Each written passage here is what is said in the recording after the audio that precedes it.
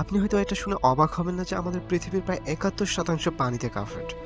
কারণ এটা এমন একটি ফ্যাক্ট যেটা বুদ্ধি হওয়ার পর থেকে আমরা জেনে আসছি। কিন্তু আজকে আমরা পৃথিবীর ৪টা মহাসমুদ্র নয়, বরং মাত্র একটা সমুদ্র টেকনিক্যালি অ্যানালাইজ করব, যেটার ম্যাসিভ দেখে আপনারা হয়তো এবার অবাক হতে চলেছেন। যদিও পৃথিবীর প্রত্যেকটা মহাদেশকে চারদিক থেকে ঘিরে রেখেছে শুধুমাত্র একটি মহাসমুদ্র, কিন্তু আমরা আমাদের নিজেদের সুবিধার্থে একটা মহাসমুদ্রকে চারটা আলাদা আলাদা নাম দিয়ে রেখেছি। এই একটা সমুদ্রই চারটা আলাদা নামে বিভক্ত: Atlantic, Indian, Arctic, Pacific ocean. আজকে আমরা বাকি তিনটা মহাসমুদ্রকে সরিয়ে দেব, শুধুমাত্র একটা মহাসমুদ্র নিয়েই জানবো, যাকে প্যাসিফিক ওশন নামে আমরা চিনি। প্যাসিফিক ওশন এতটাই বড় যে পেরু চিলির মাঝ বরাবর একটা সুড়ঙ্গ খোঁড়া হয় যদি, তাহলে সেই সুড়ঙ্গ খুঁড়তে খুঁড়তে খুঁড়তে খুঁড়তে সোজা পৃথিবীর অন্য প্রান্ত দিয়ে বের করা হয়, তাহলে এত কিছুর পরও আপনি ভিয়েতনাম তাইওয়ানের মাঝ বরাবর দিয়ে বের হবেন। মানে আপনি প্যাসিফিক ওশন দিয়ে বের হবেন। পৃথিবীর এক পাশ থেকে ঠিক অপর পাশ পর্যন্ত তাকে অ্যান্টিপোর্ট বলা হয়, আর পৃথিবীর একমাত্র সমুদ্র প্যাসিফিক ওশনই কেবল অনেকগুলো অ্যান্টিপোর্টের মালিক বনে আছে। এতটাই বড় মহাসমুদ্র। আসলে এটা ছিল পরিচয় শুধুমাত্র, বিস্তারিত জানলে ঘাবড়ে যেতে পারেন। আমাদের পৃথিবীর পুরো গোলচক্কর মানে পৃথিবীর সারফেস হচ্ছে প্রায় 40,000 কিলোমিটার। মানে যদি পৃথিবীর এক প্রান্ত থেকে প্লেনে যাত্রা শুরু করা হয়, তাহলে পুরো 40,000 কিলোমিটার যাত্রা করতে হবে প্লেনে, যদি তাকে আবার টেক অফ পয়েন্টে ফিরে আসতে হয়। প্যাসিফিক ওশনের এমন অনেক এরিয়া আছে যেগুলোর আয়তন প্রায় পুরো পৃথিবীর আয়তনের অর্ধেক, মানে প্রায় 20,000 কিলোমিটার। আর এরকম একটা জায়গা হচ্ছে ইন্দোনেশিয়া থেকে কলম্বিয়া ঠিক মাঝ বরাবর। জায়গাটাকে প্যাসিফিক ওশানের সবচেয়ে লম্বা জায়গা হিসেবে মনে করা হয়। আর এটি মূলত 20,000 কিলোমিটার জায়গা নিয়ে অবস্থান করছে, যেখানে ইজিলি আমাদের চাঁদটাকে ফিট করে রাখা যাবে। শুধু একটা নয়, বরং 5টা চাঁদকে এখানে রাখা যাবে অনায়াসে। এবং এরপরে যথেষ্ট জায়গা খালি পড়ে থাকবে এখানে। আপনি যদি জাহাজে ভ্রমণ করে চেষ্টা করেন পুরো মহাসাগরকে দেখার জন্য, তাহলে আপনি এর কেবল 1%ও দেখতে পারবেন না। এদিকে আমাদের চোখ মূলত পৃথিবীর হরিজনকে দেখতে পায়, আর এই হরিজন একটা পর্যায়ে কার্ভ হয়ে যায়, যে কারণে আমরা বেশি দূর পর্যন্ত দেখতেও পাই না। আর এটাই মূলত কারণ যখন আমরা কক্সবাজার অথবা কুয়াকাটা পাড়ে দাঁড়িয়ে সমুদ্র দেখা উপভোগ করি, তখন আকাশ আর সমুদ্রকে একসাথে মিলিয়ে ফেলি। 6 ফুট লম্বা একজন মানুষ সাধারণত সমুদ্রের 5 কিলোমিটার এরিয়া পর্যন্ত দেখতে পারে। যদি এর থেকে বেশি দেখতে হয়, তাহলে কোনো উঁচু পাহাড়ের উপর থেকে ট্রাই করতে হবে। আর এছাড়াও যদি আপনি প্লেনে ভ্রমণ করেন অথবা এর থেকেও উচ্চতার সমান জায়গায় বা তার কম, লাইক মাউন্ট এভারেস্ট থেকে সমুদ্র উপভোগ করার ট্রাই করেন, তাহলে খালি চোখে আপনি প্যাসিফিক ওশনের মাত্র 370 কিলোমিটার পর্যন্ত উপভোগ করতে পারবেন। কি অনেক দূরে দেখে ফেলেছেন, তাই না? এই যে দেখুন, এই লাইনটা দেখতে পাচ্ছেন, এই লাইনটা পর্যন্ত আপনি দেখে ফেলেছেন। তো এটা তো আমরা প্লেন থেকে দেখলাম, চলুন এখন আমরা ট্রাই করি ইন্টারন্যাশনাল স্পেস থেকে দেখার। ইন্টারন্যাশনাল স্পেস স্টেশন থেকে প্রায় 4 লক্ষ মিটার উপর থেকে আপনি এই প্যাসিফিক ওশনকে একসাথে দেখতে পারবেন না। চলুন এবার গুগল ম্যাপের সাহায্য নিই। খেয়াল করবেন, এটা হলো প্যাসিফিক মহাসাগরের অবস্থিত একটি দ্বীপ, যা বরবারা আইসল্যান্ড নামে পরিচিত।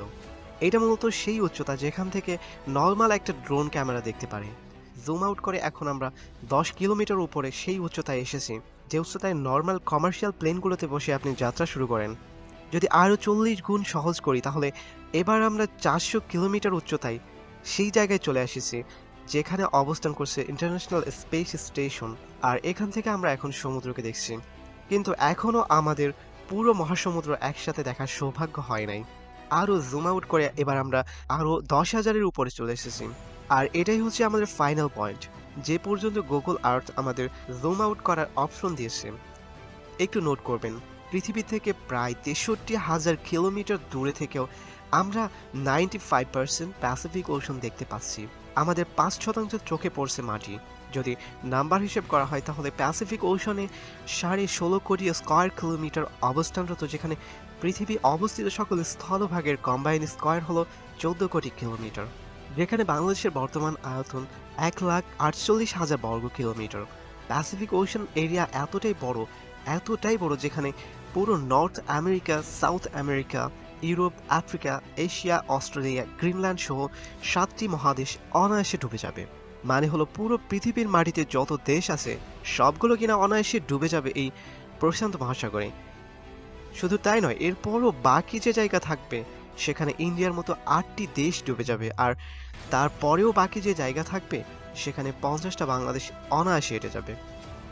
মহাদেশকে সরিয়ে এবার আমরা একটি গ্রহ থেকে যাই, চলুন এবার আমরা আমাদের প্রতিবেশী গ্রহ মঙ্গল দিয়ে একটু উদাহরণ দিই। মঙ্গলের টোটাল এরিয়া 14.4 কোটি বর্গ কিলোমিটার।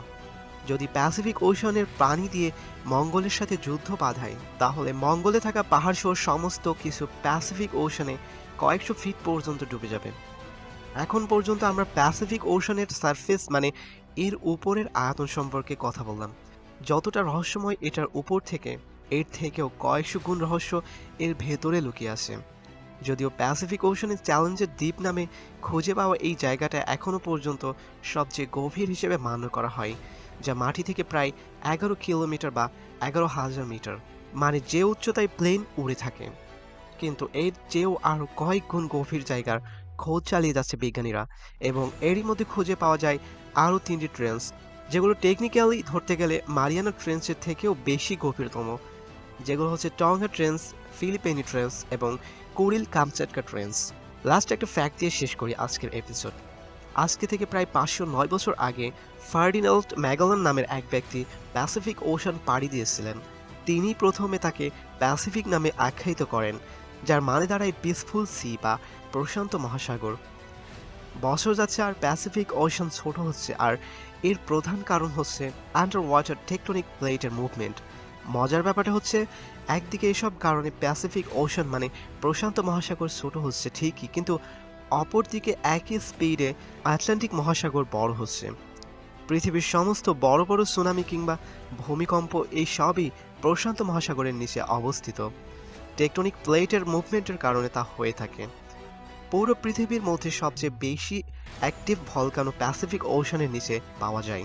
প্রায় 75,000-এরও বেশি ভলকানো প্যাসিফিকের গভীরে লুকিয়ে আছে। এর মধ্যে সবচেয়ে বড় ভলকানো নিউজিল্যান্ডের পাশে হ্যাভারসি মাউন্ট নামে ডাকা হয়। বাকি সব কিছুর সাথে প্যাসিফিক 1 নম্বরে আছে।